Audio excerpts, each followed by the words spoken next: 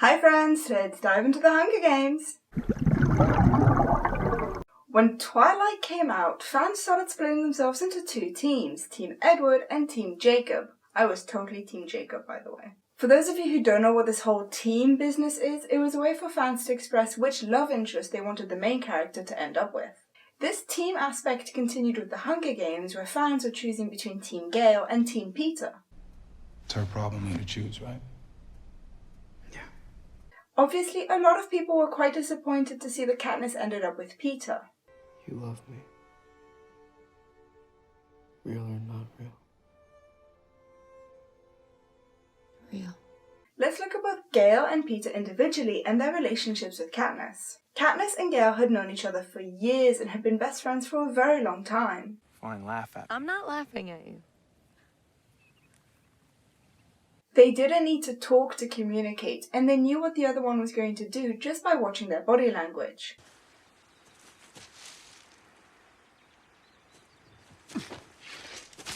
They both grew up in the Seam, which is one of the poorer areas of District 12.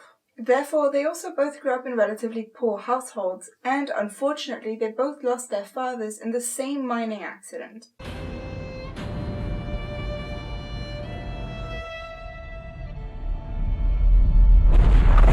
They both learn how to provide for their families, and they both learn how to become the strong older sibling.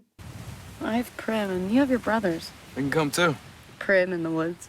Add on to all of this the fact that they have similar interests, likes, and hobbies, and they seem pretty well matched. This seems to be a pretty strong contrast with Peeta and Katniss's relationship.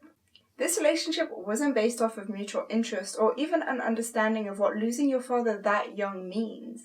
They didn't grow up in the same area, they didn't grow up with the same things, they don't have the same interests, they're very different people. But what Katniss and Peeta do have in common is the games. Though it may not seem like much, going through a traumatic experience like the Hunger Games side by side with someone creates a very strong bond. Even if I don't make it. Katniss and Peeta both understand fully what the other one is going through because that's what they're going through too. It's just a dream, I'm sorry. It's okay. I get them too.